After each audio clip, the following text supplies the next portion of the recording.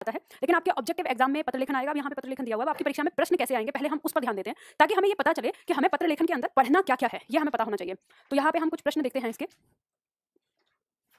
Page number बताओ कौन सा है पीछे, प्रश्न उत्तर दिए हुए हैं लास्ट में, पेज नंबर 22। ठीक है, तो देखो आपकी परीक्षा में जो प्रश्न आते हैं पत्र लेखन से वो कुछ इस प्रकार के होते हैं।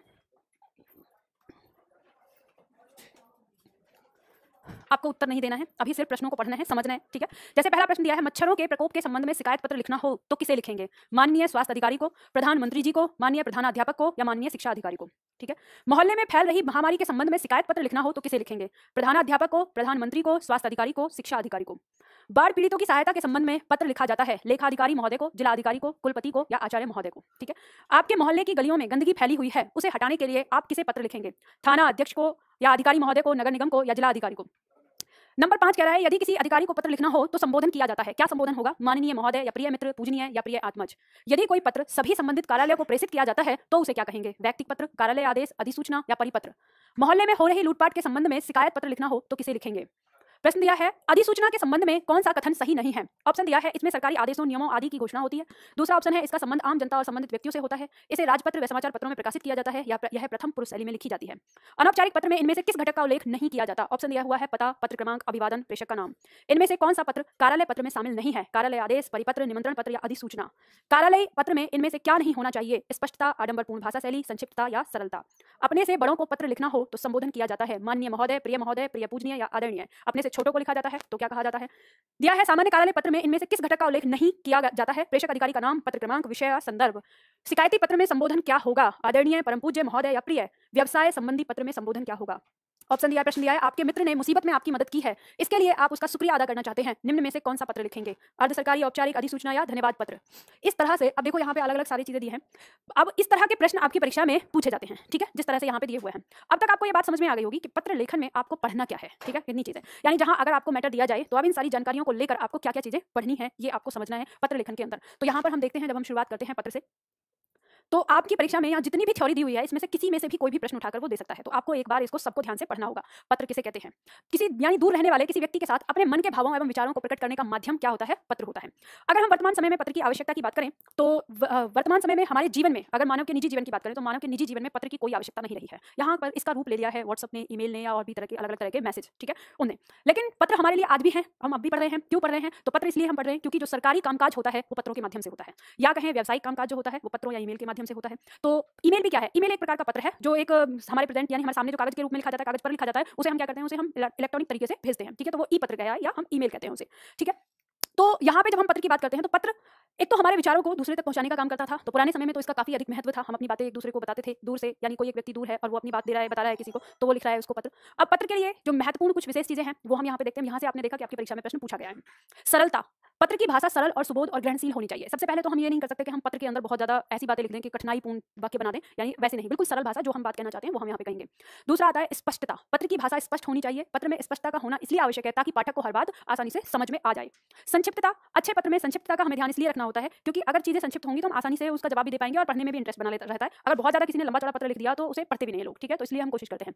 इसके साथ ही हमें ध्यान देना है कि पत्र में अनावश्यक उपनामों, रूपकों, उत्प्रेक्षाओं और या श्लेष, यमक आदि का प्रयोग नहीं होना चाहिए या इससे बचना चाहिए। इनका मतलब क्या है? तो ये कहना चाह रहा है कि अलंकार आदि का प्रयोग हम नहीं कर सकते। अब अलंकार आपको पता है कैसे? जैसे हमने कहा कि वह जोर जोर से रोने लगी, तो जोर जोर से रोने लगी ये सीधी सरल भाषा है। लेकिन अगर हमने इसको कह दिया कि वह उसकी आंखें मेघों के समान बरसने लगी, ये क्या है? अलंकारिक भाषा है। तो आप अगर ऐसा लिखेंगे तो ये तो लगेगा कि कोई पत्र लिख रहा है कि शेरो शायरी सुना रहा है। तो आपको इस तरह की भाषा से बचना है, मतलब सीधा सीधा कहना है, ना तो उसमें मुहावरा प्रयोग करना है, ना उसमें लोकोक्ति प्रयोग करनी है उसको लिखते समय, ना अलंकार, ना कोई और चीजों में हमें उसे नहीं लिखना है। निश्चयात्मकता, पत्र में अभिप्राय की सुनिश्चितता होनी चाहिए, मतलब आप जो बात कहना चाहते हैं वो निश्चित रूप से होनी चाहिए। अब ये नहीं कि आप कहें कि मैं वहां जाना तो चाहता हूं या मैं वहां जाऊंगा, सोचूंगा, ऐसा नहीं। जो काम करना है या जो चीज काम करवाना है उसके लिए निश्चित रूप से आपको बोलना पड़ेगा। ठीक है, अब हम बात करेंगे पत्रों के प्रकार की। तो जब हम पत्रों के प्रकार की बात करते हैं तो पत्र हमारे दो प्रकार के होते हैं, एक होता है औपचारिक और एक होता है अनौपचारिक।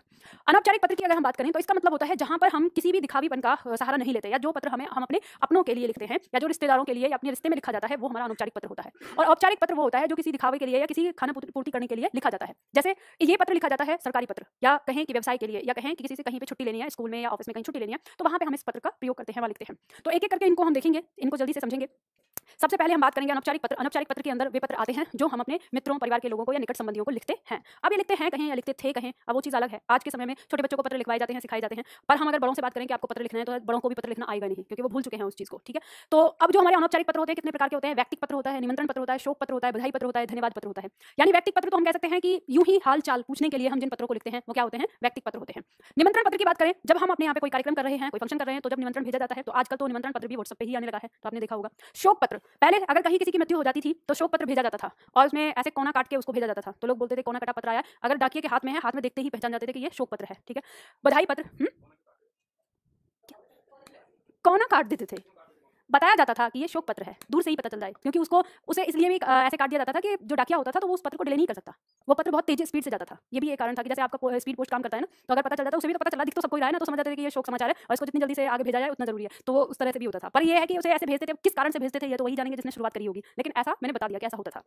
बधाई पत्र, जब अगर किसी के यहाँ पे कोई बच्चा हुआ है या किसी की शादी हुई है तो बधाई देनी है, तो बधाई पत्र भी भेजा जाता था। धन्यवाद पत्र, किसी ने आपकी मदद करी है और आप उसे उस समय मुख से नहीं धन्यवाद कह पाए, तो पत्र लिखकर आप धन्यवाद कर सकते हैं। तो ये वही धन्यवाद पत्र है जो आपने वाक्य शुद्धिकरण में किया था, सधन्यवाद और सहित धन्यवाद, वहीं पे तो वहाँ उसको स और सहित दोनों ही हटाना था। सधन्यवाद पत्र नहीं होता और धन्यवाद सहित पत्र नहीं होता, वो क्या होता है? धन्यवाद पत्र होता है, ठीक है। तो यहाँ पे आता है, अब हम इसको एक एक करके जानते हैं। जैसे व्यक्तिगत पत्र दिया हुआ है, तो किसी पिता द्वारा पुत्र को या किसी पुत्र द्वारा पिता को, किसी माँ द्वारा पुत्र को या माँ द्वारा पुत्र को या पुत्र द्वारा माँ को, किसी भाई द्वारा बहन को या बहन द्वारा भाई को, हम अपने रिश्तेदारों में जो पत्र लिखते थे वो हमारा व्यक्तिगत पत्र होता है। व्यक्तिगत पत्र का प्रारूप कैसा है? जैसे यहाँ पे एक नमूना दिया हुआ है, इसमें अपना पता लिखा जाता है पहले, फिर प्रिय, मोहन, सोहन, जो भी शुरू करके, अगर कोई बड़ा लिख रहा है तो प्रिय करेगा, ठीक है। छोटा लिख रहा है मतलब छोटा लिख रहा है तो आदरणीय करेगा, बड़ा लिख रहा है तो प्रिय करेगा। इस तरह से हम अपनी बात को कहते थे, शब्द वाक्य शुरू करके। प्रारूप यहाँ पर दिया हुआ है, या आप लोगों को घर बैठ के पढ़ लेना है, ठीक है। निमंत्रण पत्र की बात करें, निमंत्रण पत्र का प्रयोग किन किन चीजों के लिए किया जाता है, ये इस तरह से प्रश्न बन सकता है। जन्मदिन, नामकरण, मुंडन, विवाह आदि अनेक अवसरों पर दूसरों को आमंत्रित करने के लिए जो हम पत्र लिखते थे वो हमारा निमंत्रण पत्र कहलाता है, ठीक है। निमंत्रण पत्र की क्या विशेषताएं होती हैं? 1 2 3 4 5 दी है। अब ये आप समझ गए कि आपकी परीक्षा में जो प्रश्न पूछे गए हैं वो उन प्रश्नों से आपको कितना पढ़ना है और किस चीज को कैसे पढ़ना है और कैसे याद करना है। अब यहाँ पे क्वेश्चन आपको ऐसे ही पूछा जाएगा जैसे मैंने आपको क्वेश्चन दिए हैं। जिस तरह से आपसे ये पूछ सकता है कि निमंत्रण पत्र निम्न में से किस उपलक्ष्य में दिया जाता है? आपको दे दिया कि जन्मदिन, नामकरण या विवाह, फिर लिख दिया उपयुक्त सभी। तो इस तरह से यानी प्रश्न ऐसे आएगा, जो लाइनें दी हैं, पंक्तियां दी हैं, इन्हीं में से किसी से आ सकती है। अब अगर मैं यहाँ पे आपको लाइन बाय लाइन पढ़ूं और ये सारी चीजें करूं तो ये वही हो जाएगा कि फिर हमारे समय की बर्बादी होगी, इसलिए आप लोगों को खुद पढ़ना है इस चीज को, ठीक है। सेल्फ निमंत्रण पत्र के प्रमुख भाग। अब निमंत्रण पत्र में कौन कौन से भाग हैं दिया है, क्योंकि आपसे प्रश्न किया गया है कि इस पत्र के ऊपर में कौन सा भाग होता है या क्या क्या होता है, तो इसलिए हमें भाग पढ़ने हैं कि क्या क्या होता है। नमूना दिया हुआ है, नमूना देख लेंगे। इसके बाद जो भेज रहा है वही अपना पता लिखता है ना वहाँ पर, वो तो बाद में लिखता है जिसका पता जिसके पास जा रहा है। अब कोई पत्र खोल के देखेगा तो सबसे पहले तो ये देखेगा ना आया कहाँ से है, तो जब आया कहाँ से है वो चीज़ पता चलेगी तभी तो उसके बाद वो समझेगा ना। तो इसलिए जो लिख रहा है उसी का पता होता है, जिसके पास जाएगा वो तो लिफाफे पे पता होता है उसका, ठीक है। शोक पत्र, शोक पत्र जब किसी की मृत्यु हो जाती थी या कोई सांत्वना के लिए, यानी आपको पता चल गया, मान लो आपके पास चिट्ठी आई, आपको पता चल गया कि फलाने व्यक्ति की डेथ हो गई और उसके बाद आप जा नहीं पाए तो आपको पत्र से, अब जैसे मान लो आपको पता चलता है आजकल के किसी के घर में किसी की मृत्यु हो गई तो आप फोन करके उसको बोलते हैं कि भाई देखो अब हिम्मत से काम लेना, और ये तो होता ही है, बोलते हो ना कुछ, ये तो सबको पता है। पर अगर कोई ये भी नहीं बोलोगे आप तो फिर वो कहेगा देखा मेरे घर में ऐसा हुआ था, फोन भी नहीं किया, एक बात भी नहीं किया, आना तो दूर। तो ऐसे ही जब यातायात का साधन नहीं था और ये सारी चीजें थी तो दूर से व्यक्ति फिर क्या करते थे, सांत्वना उसके बदले में। तो सांत्वना देने वाला पत्र हो चाहे किसी की मृत्यु के समाचार का पत्र हो, तो वो हमारा क्या कहलाता था? शोक पत्र कहलाता था, ठीक है। इसी में आता है बधाई पत्र। जब हम किसी को बधाई देने के लिए जो पत्र लिखते हैं तो वो बधाई पत्र होता है, ठीक है। पत्र का नमूना भी दिया हुआ है, इस नमूने को भी ध्यान से पढ़ लेना। ऐसे ही आता है धन्यवाद पत्र। तो अगर हमारा किसी ने काम किया है तो हम उसको धन्यवाद पत्र लिखते हैं, उसका थैंक यू यानी धन्यवाद, शुक्रिया अदा करने के लिए। अब इसके बाद जो चीज़ आपको और भी ज्यादा याद रखनी है, जो आपकी परीक्षा में पूछी गई है, कि जब हम पत्र की शुरुआत करते हैं तो क्या लिखते हैं और पत्र का अंत करते हैं तो क्या लिखते हैं। तो अनौपचारिक पत्र की शुरुआत और समाप्ति में यदि हम अपने बड़ों के लिए लिख रहे हैं तो हम क्या लिखेंगे? पूज्य या पूज्या। अगर पुल्लिंग है तो पूज्य और स्त्रीलिंग है तो पूज्या। पूज्यवर, पूजनीय या पूजनीय, आदरणीय या आदरणीय आदि शब्दों का प्रयोग करेंगे, जैसे पूज्य दादाजी या पूज्य नाना जी, इस तरह से। और पत्र के अंत में हम देखें तो पत्र के अंत में होता है आपका आज्ञाकारी या आपकी आज्ञाकारी या आपका प्रिय या आपकी प्रिय आदि आदि शब्दों का प्रयोग होगा। अपनों से छोटों के लिए जब हम प्रयोग करते हैं तो पत्र की शुरुआत में हम प्रयोग करते हैं प्रिय आयुष्मान या प्रिय आयुष्मती या प्रिय चिरंजीवी आदि शब्दों का प्रयोग हम करते हैं। इसी में जब अंत करेंगे पत्र का तो तुम्हारा शुभचिंतक या तुम्हारा हितैषी या तुम्हारा शुभाकांक्षी आदि शब्दों का प्रयोग हम करते हैं। मित्र, पति या पत्नी के लिए, अब ये क्या हो गया? हम उम्र के लिए हो गया। तो हम उम्र के लिए पत्र की शुरुआत में प्रिय, प्रिया या प्रीतम, प्रियतमा, प्यारा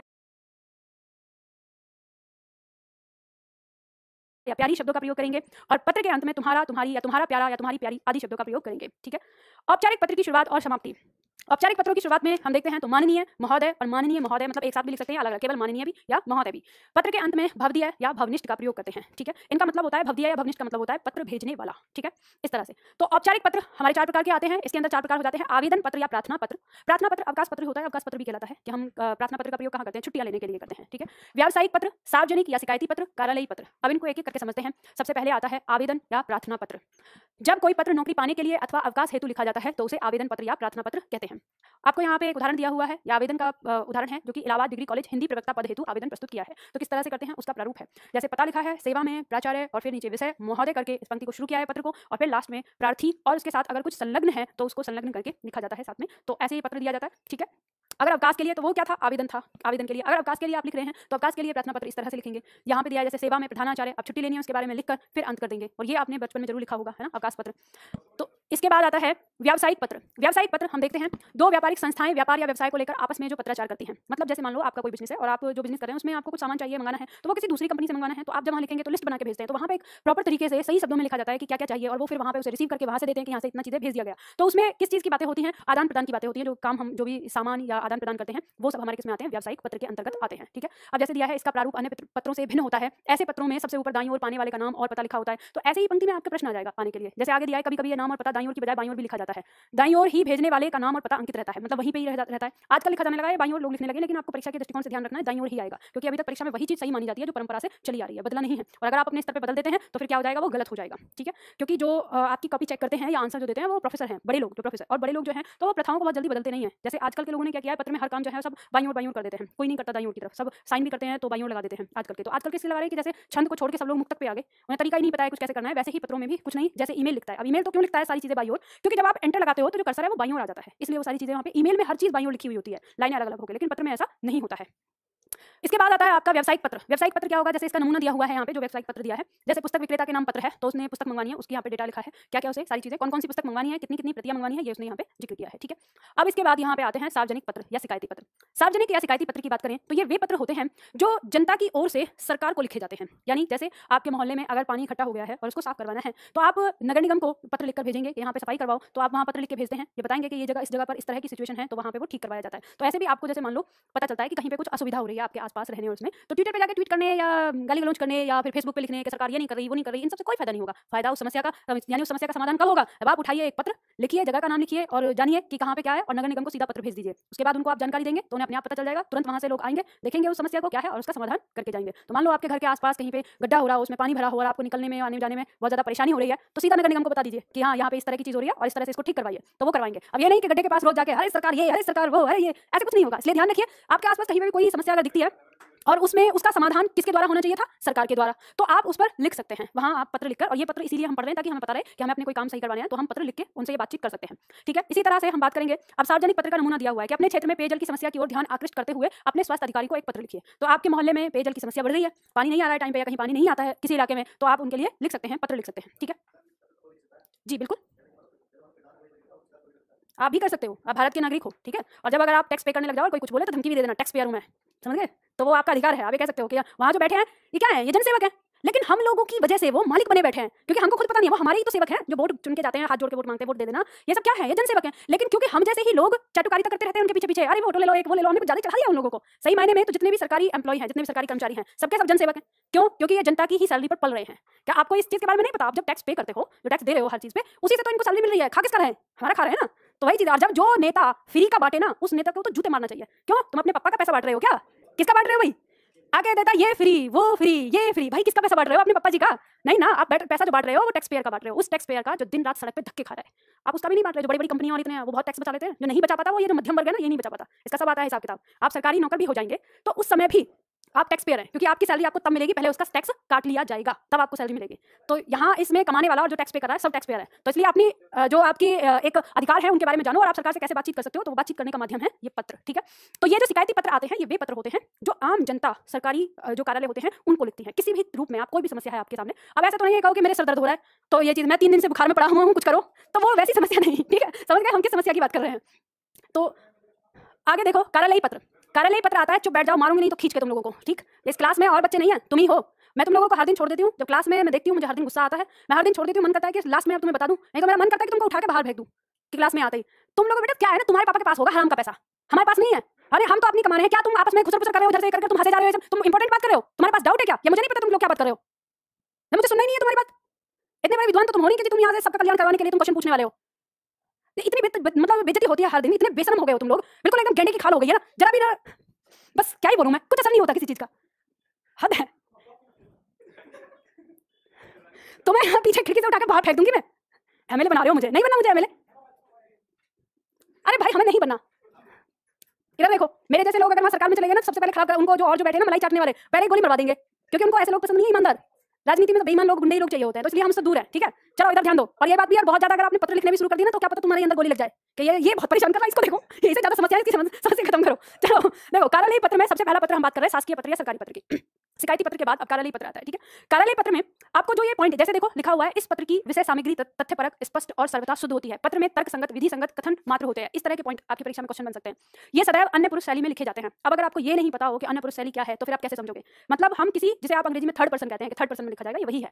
अब ये जो पत्र है हमारा सरकारी पत्र, ये क्या होता है? ये किसी सरकारी कार्यालय द्वारा, एक सरकारी कार्यालय द्वारा दूसरे सरकारी कार्यालय को लिखे जाते हैं। जैसे काम करवाना होता है तो आपस में जो कार्यालय होते हैं वो भी आपस में काम करवाते हैं, तो पत्र के माध्यम से कराते हैं। शिकायती पत्र जो था, जनता जब कार्यालय को लिखती है, मतलब सरकारी कार्यालय को लिखती है, वो शिकायती पत्र थे। अब ये वो पत्र है जो एक कार्यालय से दूसरे कार्यालय को लिखे जाते हैं जब काम कराना होता है। अब जैसे दिया है संक्षिप्तता, सरकारी पत्रों का मूल विशेषता होती है ना, सरकारी पत्रों की मूल विशेषता क्या है? संक्षिप्तता है, यानी छोटे होते हैं, बहुत ज्यादा बड़े नहीं होते। बहुत ज्यादा बड़ा लिखेंगे तो इतना दिन भर में काम होता है। यदि पत्र लंबा होता है तो कई परिच्छेदों में बांटा जा सकता है। अब जैसे मान लो कई बार ऐसी सिचुएशन आ जाए कि नहीं, बहुत लंबी चौड़ी बात लिखनी है उसमें, तो फिर उसको छोटे छोटे परिच्छेद में तोड़ा जाता है, यानी गद्यांश के रूप में उनको, जिसे आप पैराग्राफ कहते हैं, उनमें तोड़ दिया जाता है। तो जो पहला परिच्छेद होता है उसको कोई संख्या नहीं दी जाती, लेकिन जो दूसरा होता है उसको फिर संख्या दी जाती है। और कहां से दी जाती है? 2 से, 2 3 4 5 इस तरह से करके होगा। तो ये नहीं आपके पहले से ही रख दे, पहला ऐसे ही लिखा जाएगा और दूसरा उसके साथ। सरकारी पत्र के अंदर कौन कौन से भाग होते हैं, और आपने देखा प्रश्न में, मैंने आपको दिखाए हैं प्रश्न कि उसमें ये पूछा गया है कि इसमें कौन सा घटक होता है, कौन सा घटक नहीं होता है। तो जब अगर आपको ये नहीं पता होगा सरकारी पत्रों के भाग, तो फिर आपको घटक के बारे में नहीं पता चलेगा। तो कौन कौन से होते हैं? पत्र संख्या, प्रेषक का नाम तथा पद, प्रेषक का पता, प्रेषक देखो, प्रेषक मतलब भेजने वाला, और प्रेषक का मतलब है प्राप्त करने वाला। ठीक है, स्थान और तिथि, विषय, अभिवादन, मुख्य पत्र का मुख्य भाग, औपचारिक समाप्ति, प्रेषक के हस्ताक्षर और पद, और लास्ट में संलग्न पत्र। इतनी सारी चीजें इसमें होती हैं पत्र में, जैसे जिसमें आवश्यकता रहेगी। अगर संलग्न पत्र है तो ठीक है, नहीं है तो नहीं रहेगा। ठीक है, अब इनके बारे में विस्तार से दिया है। पत्र संख्या, किसी भी सरकारी पत्र में सर्वप्रथम पत्र संख्या लिखी जानी चाहिए। पत्र संख्या उस कार्यालय का होना चाहिए जिस कार्यालय से ऐसा पत्र डिस्पैच यानी भेजा जा रहा है। यह सबसे ऊपर दाहिने हाथ पर लिखी जानी चाहिए। ठीक है, ऊपर दाहिनी ओर। अब पूछा जा सकता है कि सरकारी पत्र में पत्र संख्या कहाँ होती है, तो पत्र में सबसे ऊपर दाहिनी ओर। ये प्रश्न आया है आपकी परीक्षा में, पूछा गया। तो इस तरह के प्रश्नों को हल करने के लिए ये जो विस्तार से आपको लिख कर दिया हुआ है, इन सबको क्रम करके पढ़िएगा, और जिसमें जो बात लिखी है उसको रेखांकित कर लीजिएगा। ठीक है, आगे दिया हुआ है जैसे प्राप्तकर्ता, फिर प्रेषक विभाग, विषय, अभिवादन, पत्र का मुख्य भाग आदि चीजें, औपचारिक समाप्ति, हस्ताक्षर और संलग्न लास्ट में कहाँ पे दिया जाता है। तो ये सारी चीजें आपको इसमें पढ़नी है। ठीक है, शासकीय पत्र का नमूना। अब शासकीय पत्र का एक नमूना दिया है, किस तरह से लिखा जाता है। जैसे सबसे ऊपर पत्र क्रमांक हो गया, इस तरह से आ जाएगा। प्रेषक, प्रेषक का नाम और उसका जो पद है, जगह है, तो इसके बाद प्रेषय आ जाएगा, जिसे भेजा जा रहा है। ये जो है ये वो है भेजने वाला। ठीक है, और ये जो नीचे है जिसके पास भेजा जा रहा है, ये वो है। ठीक है, इसके बाद विषय लिखकर और इसमें जो कुछ कहना है वो लिख दिया जाएगा। लास्ट में आपका ये पत्र इस तरह से आता है। इसके बाद आता है अर्ध सरकारी पत्र। अर्ध सरकारी पत्र वो होता है जो एक अधिकारी से दूसरे अधिकारी को लिखा जाता है। मान लो हम ये कह सकते हैं, जो सीनियर होता है वो अपने जूनियर को पत्र लिखता है। कई बार ऐसा होता है कि कभी कोई काम नहीं हो पा रहा है, तो एक अधिकारी अपने निजी स्तर पर उस अधिकारी को फोर्स कर सकता है या उससे प्रार्थना कर सकता है कि ये काम और ज्यादा देर मत करो, इस काम को जल्दी कर दो। तो वो जो पत्र होते हैं, होते तो कामकाज के आधार पर, लेकिन वो एक अलग रिकॉर्ड होता है, तो उसे हम अर्ध सरकारी पत्र में रखते हैं। वो सरकारी पत्र में नहीं आता है, तो वो निजी स्तर पर लिखे जाने वाले पत्र हैं, तो अर्ध सरकारी पत्र कहे जाते हैं। इसकी विशेषताएं क्या क्या होती हैं? जैसे सरकारी पत्र में विषय होता है लेकिन इसमें विषय नहीं होता है। यहाँ से आपकी परीक्षा में प्रश्न आ जाता है इसके साथ कि यह एक अर्ध सरकारी पत्र एक अधिकारी द्वारा दूसरे अधिकारी को लिखा जाता है, न कि एक विभाग द्वारा दूसरे विभाग को।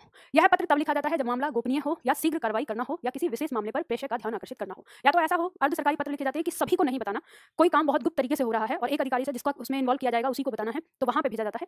अपने श्रेष्ठ अधिकारी को अर्ध सरकारी पत्र नहीं भेजा जाता, यह प्राय समान स्तर के अधिकारी को या अपने से छोटे को भेजा जाता है।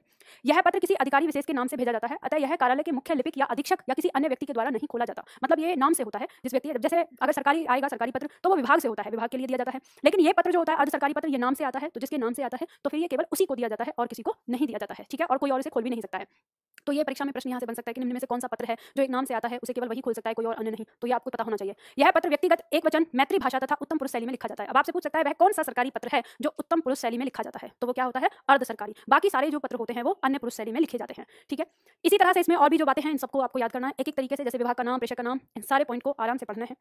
ये अगर मैं यहीं पे पढ़ाती रहूंगी तो फिर वही चीजें हैं, फिर आपको पता है समय बहुत ज्यादा लगेगा, पूरा समय नहीं हो सकता। ठीक है, तो इन्हें आप लोगों को अपने घर से खुद ही पढ़ना है। अब सरकारी पत्र और अर्ध सरकारी पत्र में क्या क्या अंतर होता है वो अंतर यहाँ पर दिया हुआ है। ये अंतर भी आपके जानना जरूरी होता है, इससे संबंधित प्रश्न आ जाते हैं आपकी परीक्षा में। इसके बाद कार्यालय आदेश। कार्यालय आदेश क्या होता है इसके बारे में दिया हुआ है, ये सारी चीजें आपको पढ़नी है, इसके बारे में करना है। कार्यालय आदेश के क्या क्या भाग होते हैं? कार्यालय आदेश, कार्यालय का नाम होता है, पत्र संख्या होती है, स्थान और तिथि, पत्र का मुख्य भाग, प्रेषक के हस्ताक्षर और संलग्न पत्र। इसमें बहुत ज्यादा चीजें नहीं होती। कार्यालय आदेश का नमूना दिया हुआ है, इसमें किसी व्यक्ति विशेष को संबोधित नहीं किया जाता है। एक जो आदेश होता है वो इसी तरह से आता है। मैम MP पटवारी का बता दो हिंदी में क्या आएगा? बेटा आपके पास सिलेबस होगा, अपने सिलेबस से अपने जो टॉपिक दिए हुए हैं टॉपिक को मिलान कर लो। ठीक है, मुझे उसकी जानकारी नहीं है, मैंने देखा नहीं है कि कौन कौन सा टॉपिक आ रहे हैं। आगे देखो, अधिसूचना जो नोटिफिकेशन आप जो बोलते हैं, पूछ लिया जाता है अधिसूचना की भाषा शैली कौन सी होती है, अन्य पुरुष शैली की ही होती है इसकी, और इसका नमूना दिया हुआ है किस तरह से होता है। ठीक है, इन्हें सबको एक एक करके सारी चीजें पढ़ना। अनुस्मारक या अनुस्मरण पत्र जब आपने कोई पत्र भेज दिया और उस पत्र पर कोई कार्रवाई नहीं हुई तो उसके बाद फिर दोबारा से पुनः याद दिलाने के लिए एक पत्र भेजा जाता है, उसे हम कहते हैं अनुस्मारक या अनुस्मरण। अब अगर ये सरकारी पत्र का है तो सरकारी पत्र जैसा ही जाएगा, बस उस पर लिखा रहेगा अनुस्मरण पत्र, मतलब उसी पत्र को कॉपी पेस्ट करके वापस भेजा जाएगा, पर अनुस्मरण रहेगा तो उसे पता चलेगा कि ये दोबारा आया है। ठीक है, या अगर मान लो कार्यालय आदेश आया है तो उसको अगर दोबारा भेजा गया है तो उस पर भी लिखा रहेगा अनुस्मरण। तो इस तरह से आता है। अब इसके बाद आता है परिपत्र। परिपत्र क्या होता है? एक प्रकार का सरकारी पत्र ही होता है, लेकिन ये पत्र एक से अधिक कार्यालय को जाता है, यानी एक से अधिक विभाग को दिया जाता है। आप इसे ऐसे समझ सकते हो, जो परिपत्र होता है, अब ये कुछ भी हो सकता है, ये कार्यालय आदेश हो सकता है या अधिसूचना जैसे रूप में हो सकता है, ठीक है, या सरकारी पत्र के रूप में हो सकता है। जैसे मान लो कि ये पत्र है, ये पत्र दिया है, अब ये पत्र एक इस कार्यालय में भी जा रहा है, इसमें भी जा रहा है, इसमें भी जा रहा है, इसमें भी जा रहा है, तो एक तो तरीका ये होता है कि इसकी फोटोकॉपी करो और चारों में भेज दो, तो वो तो होता है सरकारी पत्र। अगर जाना होता है तो सरकारी पत्र में जाता है। अब जो परिपत्र है ये ऐसा होता है कि ये यहाँ पे जाएगा, पहले यहाँ जाएगा, फिर यहाँ जाएगा, फिर यहाँ जाएगा, फिर यहाँ जाएगा। एक ही पत्र जब कई सारे कार्यालय में भेजा जाता है तो वो परिपत्र कहलाता है। ठीक है, उसको परिपत्र कहते हैं। अब इसमें इससे संबंधित जो विशेष बातें हैं कि परिपत्र का प्रारूप तथा रचना शैली सरकारी पत्र जैसी होती है, और ये सारी चीजें, इन सबको आराम से पढ़ना। परिपत्र की विशेषताएं क्या क्या होती हैं, ये सारी चीज भी इसमें देखना। इसका नमूना दिया हुआ है, नमूना देखने का मतलब ही क्या है, जो सरकारी पत्र है वैसा ही होता है, उसके ही जैसा होता है। ठीक है, इसके बाद कार्यालय आदेश यहाँ पे दिया है, अधिसूचना में परिपत्र में क्या अंतर होता है देखना, कार्यालय आदेश और अधिसूचना में क्या अंतर होता है ये आपको पढ़ना है। ठीक है, इसके बाद आते हैं आपके प्रश्नोत्तर। अब प्रश्नोत्तर जो आपके दिए हुए हैं, अब आपको ये पता चली जाएगा कि इनका उत्तर हमें किस तरह से मिलेगा। जब आप पढ़ेंगे तो आप इसका उत्तर दे सकते हैं आराम से, आसानी से। अब इनका नीचे प्रश्न का उत्तर दिया हुआ है, तो आपको घर से इन प्रश्नों को करना है और दिए हुए जो उत्तर हैं उनसे मिलान करके देखना है कि आपने सही किया या गलत। ठीक है, कुछ समझ में ना आए तो कल पूछना।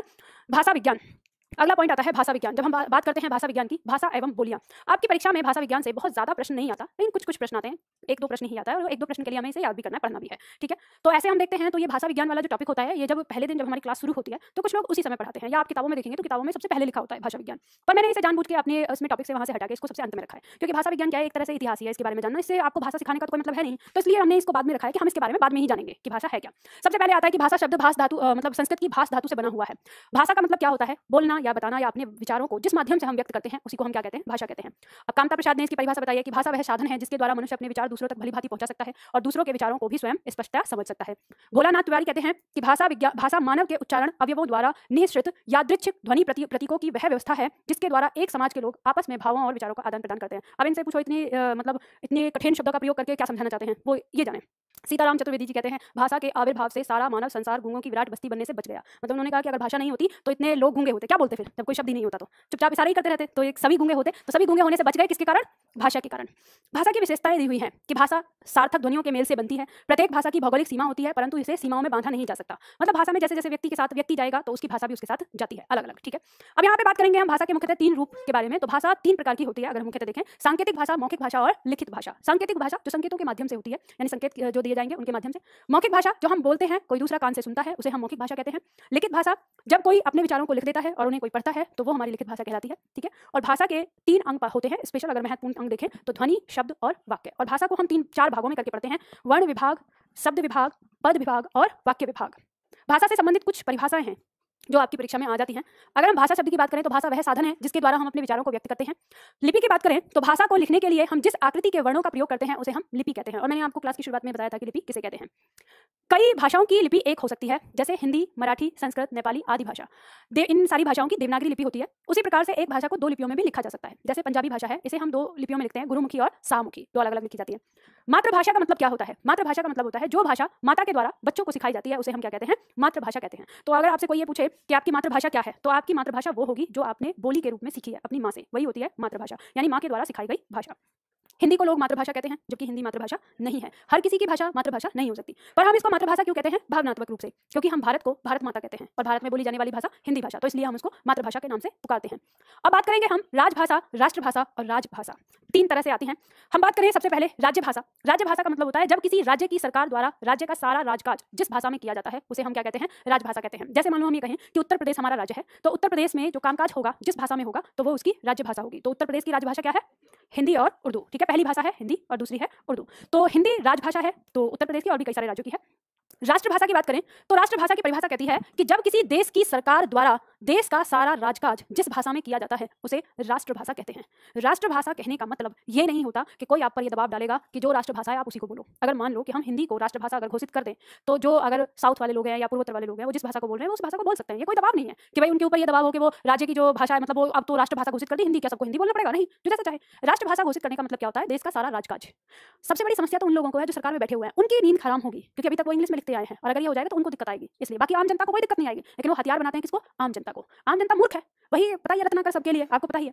तो आम जनता मूर्ख है, उसको पता ही नहीं है, इसलिए राष्ट्रभाषा जब भी बात आती है तो ये होता है कि यहाँ पे मर गए, चल गए, ये हो गए, आपको पता भी नहीं चलेगा अगर राष्ट्रभाषा घोषित कर दी गई, अगर हो भी जाए तो। देखो कैसे, ये कहने वाली बातें हैं, सब लिखी है। राष्ट्रभाषा हमारे देश के पास नहीं है, हमारा देश क्या है? गूंगा देश। कोई भी विदेशी या कोई भी देश का ऊपर मतलब बैठा हुआ, जो कहते हैं ना, जो देश का प्रतिनिधित्व करते हैं, कोई भी व्यक्ति हमारे प्रधानमंत्री को या हमारे मंत्रियों को, विदेश मंत्रियों को, किसी को भी कभी भी बोल सकता है। जैसे पड़ोसियों में लड़ाई होती है, अबे तू भी बोलता है, तेरे पास ये नहीं है, तो किसी का मन करे ना तभी बोल देगा, इवन पाकिस्तान तक बोल देगा, अरे तू भी बोलता है, गूंगा राष्ट्र कहीं का, तेरे पास राष्ट्रभाषा भी नहीं है।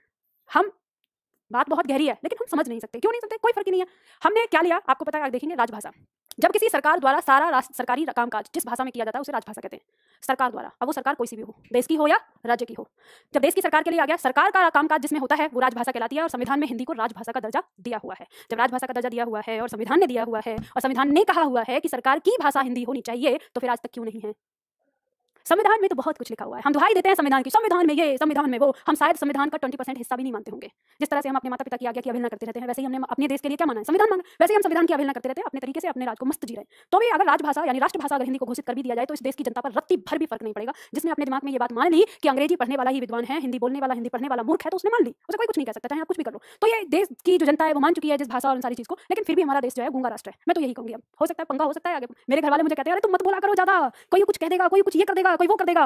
मैं कहती हूँ कि तुम लोग क्यों डरते हो? मैं नहीं डरती, मुझे मरने से डर नहीं लगता। जिसको कुछ कहना काट दे, मेरी गर्दन, क्या फर्क पड़ता है भाई? जो गलत है, जो गलत है बोलूंगी, जो मुझे गलत लगता है मैं बोलूंगी। तो बात यही है कि हाँ भाई हमारा राष्ट्र गूंगा है। अब मनाते रहो आप 75वीं वर्षगांठ और ये सारी चीजें, क्या फर्क पड़ता है? संविधान में लिखा बहुत सारी बातें, तुम भी पढ़ोगे, तुम्हें प्रश्न भी पूछा जाएगा, रटना भी पड़ेगा। ठीक है, चलो अभी बात करते हैं किसी भाषा का विकास कैसे होता है। इसके बाद संविधान में कौन कौन से पॉइंट हमें रटने हैं, संविधान वाले वो भी देखेंगे। भाषा का विकास, किसी भी भाषा का विकास जब होता है तो सबसे पहले वो भाषा किसमें होती है? बोली में होती है। ठीक है, और बोली भाषा की सबसे छोटी इकाई मानी जाती है। ध्यान देना, जैसे हम बोलेंगे कि भाषा की सबसे छोटी इकाई अगर आपसे पूछा जाए तो आप कई बार क्या लिखते हैं? वर्ण लिखते हैं। लेकिन अगर आपके ऑप्शन में ऐसे दिया हो कि भाषा की सबसे छोटी इकाई कौन सी है, और ऑप्शन में दिया हो आपसे ऐसे कि बोली या क्षेत्रीय भाषा या राज्य भाषा या राष्ट्रभाषा, इस तरह से ऑप्शन में दिया हो, तो उस समय आपको भाषा की सबसे छोटी इकाई में क्या चुनना है? बोली चुनना है। ठीक है, तो बोली सबसे छोटी इकाई है। इसका संबंध किसी गांव या कस्बे से होता है। इसमें देशज शब्दों का बाहुल्य होता है। फिर उसके बाद यही बोली जब थोड़े से और क्षेत्र में बढ़ जाती है, आगे फैलने लगती है, इधर उधर, या 2 गांव 3 गांव 4-5 गांव मिल जाते हैं, वहां पे बोली जाने लगी है, किसी उपप्रांत या किसी मंडल में बोली जाने लगती है, तो फिर इसको हम विभाषा या क्षेत्रीय भाषा कहते हैं। और जब इस भाषा में ये थोड़ी और बढ़ने लगती है और फिर धीरे धीरे इसमें साहित्यिक रचनाएं मिलने लगती हैं, और अगर इसका साहित्य बहुत अच्छा साहित्य हो जाता है, एक अच्छा खासा, और कहें कि जिसकी चर्चा होने लगे, लोग उसे पसंद करने लगे, तो फिर उस भाषा के लिए एक व्याकरण बना दिया जाता है। और जब किसी भाषा का व्याकरण बन जाता है, जब किसी क्षेत्रीय भाषा का व्याकरण बन जाता है, तो अपने आप में क्या बन जाती है? भाषा बन जाती है। जैसे हम यहाँ बात करें कि बोली थी हमारे पास खड़ी बोली। खड़ी बोली में आधुनिक काल में बहुत ज्यादा एक साहित्य लिखा गया, काफी अच्छा सा साहित्य लिखा जाने लगा, और धीरे धीरे जब साहित्य बढ़ता चला गया और इतना अच्छा साहित्य हुआ तो धीरे धीरे उसका व्याकरण बना दिया गया, और व्याकरण बना देने के बाद हमने उसको मानक हिंदी या आधुनिक हिंदी के रूप में इस समय स्वीकार कर लिया। तो ये क्या बन गई? भाषा बन गई। तो इसी तरह से जब कोई भी बोली सबसे पहले होती है, छोटे से इलाके में होती है, फिर धीरे धीरे बड़ी होती है, और ये बड़े होकर साहित्य रचनाएं उसमें होने लगती हैं, और एक बार व्याकरण बन जाए तो व्याकरण बनने के बाद वो भाषा क्या हो जाती है? वो भाषा यानी मानक भाषा बन जाती है। हिंदी भाषा का विकास किस तरह से हुआ है हम बात करते हैं। ध्यान देना, यहाँ से आपकी परीक्षा में प्रश्न आता है। भारत में 4 भाषा परिवार भारोपीय, द्रविड़, ऑस्ट्रिक व चीनी तिब्बती मिलते हैं। भारत में बोलने वालों के प्रतिशत के आधार पर भारोपीय परिवार सबसे बड़ा भाषा परिवार है। इसमें परसेंटेज दिया है, उसके हिसाब से आप देखना। भारत में भाषा का विकास आर्यों के आगमन से माना जाता है। मतलब ये कहा जाता है कि जब भारत में आर्य आए थे। अच्छा, मुझे एक बात ये समझ में नहीं आती, आप लोग इतिहास तो पढ़ते होंगे, क्लास के बाद मुझे समझा देना अगर है तो, कि ये आर्य आए कहाँ से थे? अरे मध्य एशिया तो मुझे पता है, लेकिन अगर मध्य एशिया से आए थे तो वहाँ सारी संस्कृति हमारी होनी चाहिए ना, लेकिन वहाँ भी नहीं है। हाँ, अरे मैं यही तो पूछ रही हूँ ना। अरे आप समझे नहीं? अरे इतिहास मैंने भी पढ़ा है बच्चा। देखो तुम लोग कभी मेरे कमेंट को, मेरे कटाक्ष को समझते नहीं हो। मैं ऐसे कह रही हूँ, मान लो कि ये हमारा भारत यहाँ पे हिस्सा, ठीक है, हमने कह दिया मध्य एशिया यहाँ, ये मध्य एशिया, यहाँ से कुछ लोग उठ के चल के आए और कहाँ बस गए? यहाँ के बस गए। तो सारे ही पूरा अपना बोरिया बिस्तर बांध के आ गए थे, सब कुछ छोड़ छाड़ के, एक आध 2 प्राणी यहाँ रह भी गया था भाई। हमारे एक तरफ से मुगल आए हमारे देश में, तो वहाँ पे मुगल ऐसा तो नहीं कि सारे के सारे आ गए, वहाँ रह गए, पूरा देश है सब कुछ। ये मेरे दिमाग में आया, हो सकता है गलत भी हो सकती हूँ मैं, ठीक है, ऐसा कुछ नहीं है। आप, मैं इसीलिए मैंने आपसे पूछा कि आप लोग अभी इस समय इतिहास पढ़ रहे हो तो आप खोज भी कर सकते हो। तो मेरे दिमाग में यही सवाल आता है कि जब आर्य यहाँ से आए, ऐसा कहा जाता है आर्य यहाँ आए और यहाँ बस गए, तो ये जहाँ से आए थे वहाँ पे तो संस्कृत, हमारी भाषा, हमारी प्राचीन वेद पुराण जो सारी चीजें हैं वो सब वहाँ पे होंगी ना विद्यमान। किसी जमीन में गड़ी हुई है क्या? निकली नहीं है, कहीं कहीं अस्तित्व मिलता है मध्य एशिया में? कहीं हमारे सनातन धर्म या किसी चीज का, सनातन के बारे में अगर कहीं बात होती है तो कहाँ होती है? बस केवल और केवल हिंदुस्तान में, भारत में। तो कैसे लिखा हुआ है ये इतिहास? छूटा लगता है मुझे, लगता है कि इन्हें विदेशी बता दो पहले ही। सोचो, आप भी बताना। देखो मैं गलत हो सकती हूँ, मैं ये चीज कह रही हूँ। अगर किसी को भी भाई, नहीं किसी को भी पता है तो मैं वही कह रही हूँ, मैं अज्ञानी हूँ, मुझे नहीं पता, मेरा ये सवाल है। इतिहासकार या इतिहास के टीचर या इतिहास के शिक्षक जो भी है, मेरे इस सवाल का जवाब देने में तो मेरी जिज्ञासा शांत कर दे तो बहुत मेहरबानी होगी, ठीक है? तो हो सकता है। चलो, तो यहाँ पे ये कहता है, यानी यहाँ कहा गया है कि भारत में भाषा का विकास जो हुआ वो आर्यों के आगमन से माना जाता है। मतलब आर्यों के आने से पहले शायद भाषा नहीं थी। हम ये कह सकते हैं कि चलो भाई विवाद हो जाएगा ज्यादा आगे, ये पढ़ना है, ठीक है। आर्यों के साथ जिस भाषा का विकास हुआ उसे संस्कृत कहते हैं। मतलब संस्कृत यही विकसित हुई। इससे पहले क्या बोलते थे वो? कुछ बोलते होंगे। अरे संस्कृत के बाद है वो। प्राकृतिक जो है वो संस्कृत के बाद है।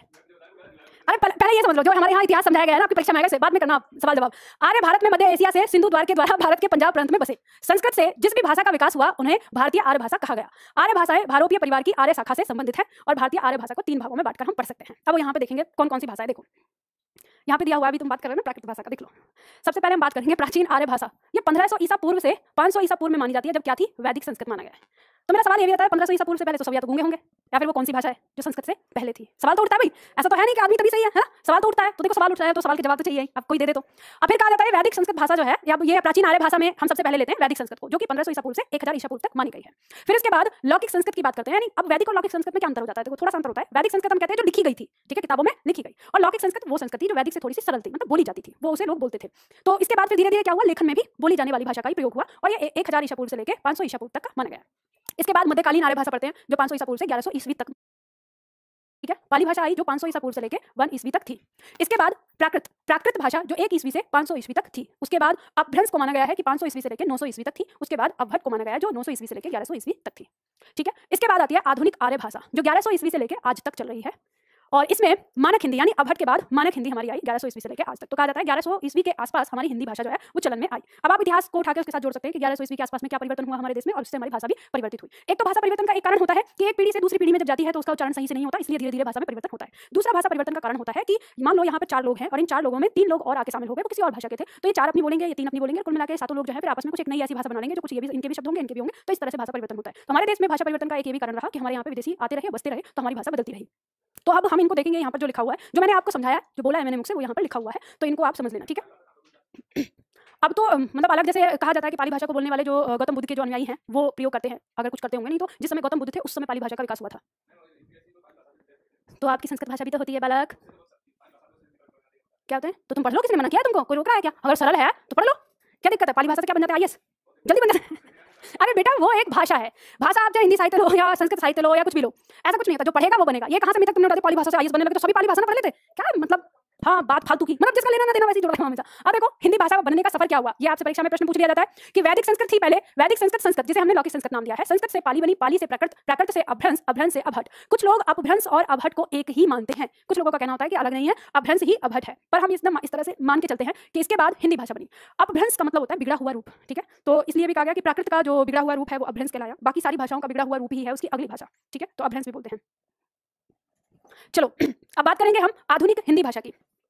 आधुनिक हिंदी भाषा के बारे में जब हम बात करते हैं तो इसमें जो आपको विशेष ध्यान रखना है वो ये ध्यान रखना है कि 14 सितंबर 1949 को संविधान के अनुच्छेद 343 में इसे राजभाषा घोषित किया गया। रेखांकित कर लो उसको। प्रश्न पूछा जा सकता है कि कब राजभाषा इसे घोषित किया गया, ठीक है, 14 सितंबर 1949 के दिन, इसीलिए हम 14 सितंबर को क्या मनाते हैं, हिंदी दिवस मनाते हैं, ठीक है। अब इसमें आगे दिया हुआ है अधिकतर भारतीय भाषाएं, इसके नीचे वाला जो पॉइंट है, हिंदी सौर सैनी अपभ्रंश और अर्धमागधी अपभ्रंश के संश्लेषण से निर्मित हुई है, इस चीज को रेखांकित कर लो। प्रश्न आ जाता है, पूछ लिया जाता है कि हिंदी का उद्गम किसके माध्यम से हुआ है। आगे दिया हुआ है हिंदी के बारे में हम देखें कि आज हिंदी भाषी क्षेत्रों के अंतर्गत उत्तर प्रदेश, मध्य प्रदेश, हरियाणा, राजस्थान, दिल्ली, पंजाब का कुछ भाग, हिमाचल प्रदेश, बिहार, झारखंड, छत्तीसगढ़ और उत्तराखंड आदि आते हैं। इतने सारे राज्य हैं हमारे जहां पर हिंदी बोली और समझी जाती है। इन क्षेत्रों में हिंदी की 5 उपभाषाओं के अंतर्गत आने वाली बोलियां व्यवहार में आती हैं, जिन्हें तालिका द्वारा समझाया गया है। तो देखो यहाँ पर दिया गया है। अब इनको पहले तो आपको एक चार्ट बनाया गया और चार्ट बनाने के बाद फिर सारी, जैसे हमने हिंदी को पहले बांटा पश्चिमी हिंदी में, तो पश्चिमी हिंदी में कौन कौन सी बोली आती है, खड़ी बोली, ब्रजभाषा, हरियाणवी, बुंदेली और कन्नौजी। ध्यान देना, ब्रजभाषा ये एक बोली है, कोई भाषा नहीं है। फिर इसको ब्रजभाषा क्यों कहते हैं, तो इसे एक पदवी दी गई है भाषा की, ये भाषा नहीं है। सूरदास का काव्य, या कहें कि ब्रज भाषा में एक इतना अच्छा काव्य लिखा गया है, जिस अच्छे काव्य की वजह से हमने इस भाषा को एक, यानी इस बोली को भाषा का दर्जा दे दिया। ये बहुत ज्यादा क्षेत्र में बोली नहीं जाती, तो इस वजह से इसको भाषा का दर्जा नहीं मिल सकता था, लेकिन इसमें जो साहित्य है वो बहुत ही अच्छा साहित्य लिखा हुआ है, इस वजह से इसे भाषा का दर्जा दे दिया गया है। जैसे आपने देखा होगा कि सचिन तेंदुलकर को कैप्टन की उपाधि दी गई थी, तो उन्हें कैप्टन कहा जाता है, कैप्टन सचिन तेंदुलकर ऐसे बोला जाता है। तो वैसे ही ये बोली है जिसको भाषा का दर्जा दिया गया, भाषा की उपाधि प्रदान की गई।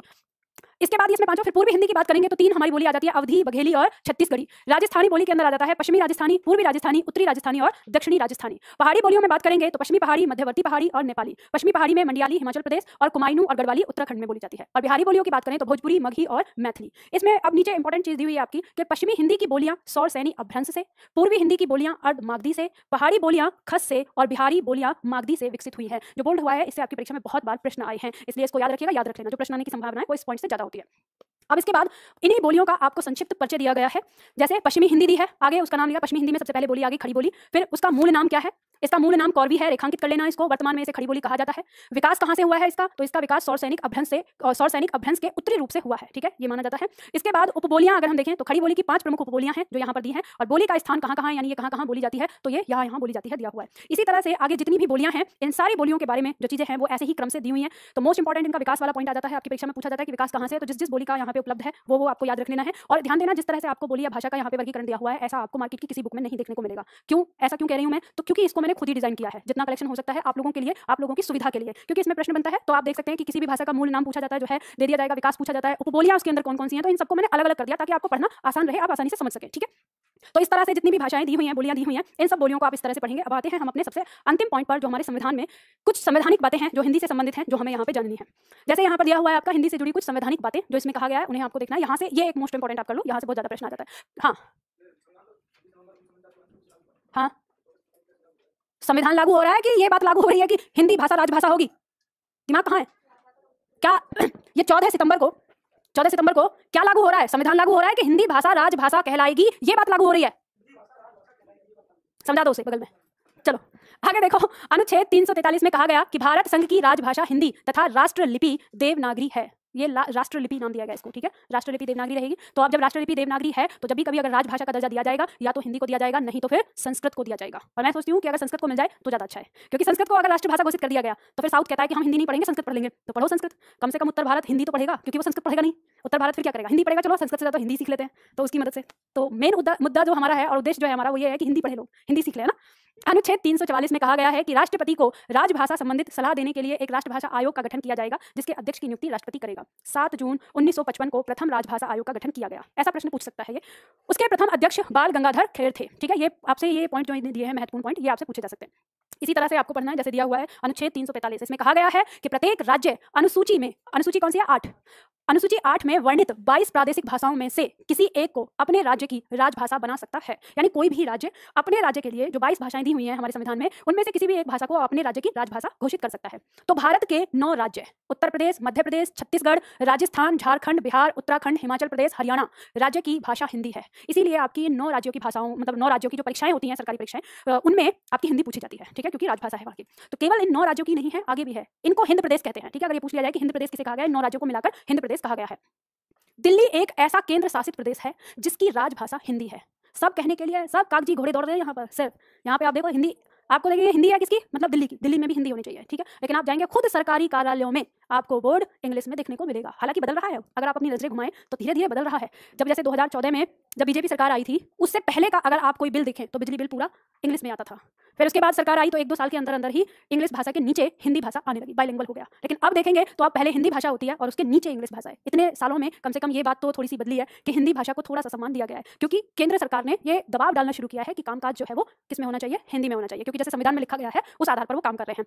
तो वहाँ दबाव हो रहा है। तो धीरे धीरे अब इतनी जिन लोगों को पहले ही आदत पड़ चुकी है अंग्रेजी की, तो इसलिए मैं आप लोगों से कह रही हूँ थोड़ी सी मेहनत कर लो, पढ़ाई कर लो। इन दिनों अगर आपको इंग्लिश नहीं आती तो अगर आपका सिलेक्शन हो जाता है सरकारी डिपार्टमेंट में कहीं पे भी, तो आपको टेंशन लेने की जरूरत नहीं है। आप अच्छी हिंदी बोलोगे तो आपको आगे बढ़ाया जाएगा इस सरकार के रहते हुए। हाँ, ये बात अलग है अगर सरकार बदल गई तो फिर वापस थोप दी गई तो वो चीज़ अलग है। इस सरकार में देखो, मैं किसी का पक्षधर नहीं हूँ, पर इस सरकार की मुझे एक ही बात अच्छी लगती है, और वो ये कि वो हिंदी के विकास के लिए धीरे धीरे काम कर रही है। और वो काम ऐसा हो रहा है कि वो आगे हो सकता है कि हमारे देश की जनता के लिए बहुत सुविधापूर्ण रहे। जैसे हमारी जनता 2 हिस्सों में बट गई है, भारत बनाम इंडिया। आपने इस कॉन्सेप्ट के बारे में सुना है, भारत बनाम इंडिया? तो आप ऐसे समझ लो कि भारत जो है वो है गांव और इंडिया है वो है शहर, और भारत जो है वो हिंदी है और जो इंडिया है वो इंग्लिश है। आप इस तरह से समझिए इनको। तो दोनों में इसी तरह से चल रहा है। आप देखेंगे कि शहर में जो भी है अपने बच्चों को पढ़ाने के लिए इंग्लिश मीडियम स्कूलों में पढ़ाते हैं। कल मैं एक पेरेंट्स से मिली थी, तो वो उन्होंने मुझे एक ऐसी विचित्र सी बात बताई कि जिसे सुनकर मुझे लगा कि सब लोग जानते भी हैं और फिर भी मतलब करते क्यों नहीं है।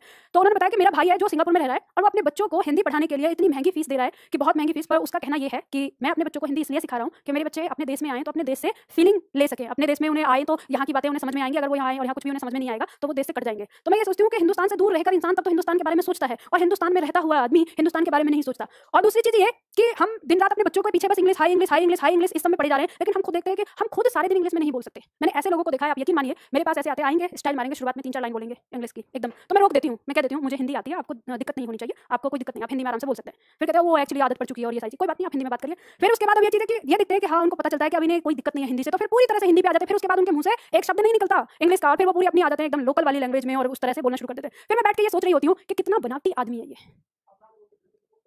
नहीं, वो तो मुझे पता है कि थोड़ी देर बाद बोलता है वो हिंदी, लेकिन मैं ये चीज कह रही हूँ कि कितना बनावटी आदमी है। उसको पता है कि सामने वाला भी हिंदुस्तानी है, मैं भी हिंदुस्तानी हूँ, तो फिर भी नहीं हम बोल रहे। तो कहने का मतलब यह है कि तो देखो, खैर अब ध्यान दो, यहाँ पर हमें ये पता है, इसके अलावा अब देखो ये तो 9 राज्य हो गए, इसके अलावा महाराष्ट्र, गुजरात, पंजाब, अंडमान निकोबार द्वीप समूह में हिंदी को द्वितीय भाषा का दर्जा दिया गया है। तो 9 के बाद 10 तो ये हो गया दिल्ली, ठीक है, 11, 12, 13, 14, तो 14 राज्यों में हिंदी अपना एक अस्तित्व रखती है और वहाँ पे पढ़ी जा सकती है, सरकारी कामकाज में भी है, और उसके बाद भी हिंदी की इतनी दयनीय स्थिति है, इससे ज्यादा और क्या शर्म की बात हो सकती है हम लोगों के लिए, ये सोचनीय विषय है। आगे देखो पॉइंट दिए हुए हैं, इन सबको याद करिएगा, आगे जो दिए हैं जितने भी इसमें, ये सारी आपकी परीक्षा में आ सकते हैं। लास्ट में एक और दिखावा आता है हमारी सरकार का, और वो है हिंदू विश्व सम्मेलन, हिंदी विश्व सम्मेलन। हिंदी विश्व सम्मेलन शुरुआत का, हाँ दिखावा ही मैं बोलती हूँ, उसमें हंसने वाली बात नहीं है, दिखावा ही है, चाय बिस्किट बैठ के पीना है मजे से। अब क्या करते हैं क्या नहीं करते हैं इसका असर तो कुछ नहीं दिखता है अगर देखा जाए तो ये यहाँ पर सम्मेलन किया। अब मैं इस तरह के कड़वे वचन इसलिए बोलती हूँ, किसी के तो दिल में लगे, कोई तो कहे कि हाँ हम ये सब कुछ कर रहे हैं हिंदी के लिए, मैं अंदर की ही बात बता रही हूँ, जो मुझे किसी एक व्यक्ति ने बताई थी कि हिंदी के नाम पे वहाँ जितने भी लोग बैठे रहते हैं जो ये सम्मेलन की बात करते हैं, शायद पूरे सम्मेलन में 4 शब्द हिंदी के नहीं बोलते होंगे, वो जिस तरह से बातें करते हैं। और बात क्या होती है, हिंदी विश्व सम्मेलन और इन सारी चीजों की। इससे बड़ी दयनीय स्थिति और इससे बड़ी दुर्दशा क्या आ सकती है कि आपको किसी के अस्तित्व को बचाने के लिए संगठन और किसी सभा और किसी इस तरह से दिवस की आवश्यकता हो जाए। आप ये समझिए कि अगर हम 14 सितंबर को हम इसलिए मनाते हैं कि हिंदी का हैप्पी बर्थडे यानी उसका जन्म दिवस के रूप में अगर हम मनाएं तो बहुत अच्छी बात है, लेकिन जब भी कभी आप किसी का लेक्चर सुनेंगे, कोई बड़ा व्यक्ति भाषण दे रहा होगा 14 सितंबर को, तो वो क्या कहता है, 14 सितंबर इसलिए मनाया जाता है ताकि हमारी हिंदी अस्तित्व में बनी रहे। वो कहते हैं ना 14 सितंबर इसलिए मनाया जाता है कि ताकि हमारी हिंदी अस्तित्व में बनी रहे। तो यहाँ पे यही प्रश्न चिन्ह आ जाता है कि जिस भाषा के लिए दिवस मनाया जाने लगा उसके अस्तित्व को बचाने के लिए, तो उस भाषा की क्या दयनीय स्थिति है, यानी हमारी भाषा आगे बढ़नी चाहिए। यहाँ पे आपकी ये चीज खत्म हो जाती है, यानी आज ये टॉपिक, ये पीछे जो प्रश्न दिए हैं ये इनको पढ़ना तैयार करना। इसके साथ एक चीज और आपको कहना चाहती हूँ, जब आप यहाँ पे हिंदी पढ़े हैं, मतलब हिंदी के बारे में बात कर रहे हैं, तो देखो हमारे जो विदेशी लोग होते हैं उनकी सोच कैसी होती है। मेरे पास बैंकर आया था, बात चल रही थी, उसने मुझसे ये पूछा कि मैं आपसे मिलना चाह रहा था, मैं इससे पहले यहाँ पे आया था तो मैंने देखा यहाँ हिंदी पढ़ाई जा रही है, अच्छा केवल हिंदी पढ़ाई जा रही है, और फिर देखा यहाँ का माहौल, यहाँ के लोग और ये सारी चीज, तो मुझे ताज्जुब हुआ। देखो उसकी बात, मतलब इसे सुन के मैं काफी देर तक, बाद में वो चला गया, मैं बाद में सोच रही थी कि लोग ऐसा भी सोचते हैं, तो कह रहा मुझे बड़ा ताज्जुब हुआ कि हिंदी को लेकर इतना बड़ा साम्राज्य, इनको क्या फायदा होगा, मतलब ये वाली चीज की उसके दिमाग में ये बैठा हुआ था कि हिंदी माध्यम से हम अपनी रोजी रोटी नहीं जुगाड़ सकते। तो उसे ये लगा कि मैंने तभी सोचा कि मैं जानना चाहता था कि हु इज निधि मैम। मैंने कहा अच्छा, तो आपके सामने हूँ। तब कह रहे थे कि ठीक है, बातें करते हुए ऐसे बात हुई, तो उसमें एक चीज उसने कहा कि मैम मैं इस बात को बिल्कुल महसूस कर सकता हूँ कि विदेशी लोग कैसे सोचते हैं। उसने बताया कि एक रशियन लेडीज है, उनका अकाउंट है मेरे यहाँ पे, कि वो आई ऐसे बात कर रही थी, तो वो टूटी फूटी हिंदी बोल रही थी, कि वो हिंदी बोल रही थी तो मैं उनको इंग्लिश में बोल रहा था, इंग्लिश में बोलता था, कि फिर वो 1-2 बार उन्होंने इंग्लिश में जवाब दिया, लेकिन फिर भी वो पूरी कोशिश कर रही थी कि वो मुझसे हिंदी में बात करें, और मैं उनको हर जवाब इंग्लिश में दे रहा था। काम हो गया। उसके बाद जब वो जाने लगी तो उन्होंने कहा कि एक बार मिस्टर सिंह आपसे एक बात कहूं, कि हाँ बताइए, कि बताइए आप कहाँ से हैं, हिंदुस्तान से बिलोंग करते हैं, कहाँ से बिलोंग करते हैं। तो उन्होंने बताया हाँ मैं हिंदुस्तान से हूँ। तो उसने कहा कि मैं रसियन होकर आपकी हिंदी में बोलने की कोशिश कर रही हूँ और आप इंडियन होकर अंग्रेजी में बोल रहे हैं। तो कह रहा था कि मैं यही सोचता रह गया, और बाद में वो एक बात कह के गई, आइए कभी आप हमारे रसिया में, अगर आप रसियन नहीं बोलेंगे तो वहाँ पर आपसे कोई बात भी नहीं करेगा। आप ये लगाइए, हिंदुस्तान ही एकमात्र ऐसा देश है जिसे शर्म आती है अपनी भाषा पर, अपनी भाषा में बोलने पर, अपनी भाषा में लिखने पर, अपनी भाषा में पढ़ने पर। तो मैं यही चाहूंगी कि अगर आप अपने देश से प्रेम करते हो तो कोशिश ये करो कि जहां आवश्यक ना हो वहां पर अंग्रेजी का दिखावा हम ना करें, और ना भागें इस विदेशी भाषा के पीछे, हम कुछ अपना भी कर लें। चलो आज के लिए इतना ही ज्ञान काफी है, फिर मिलते हैं।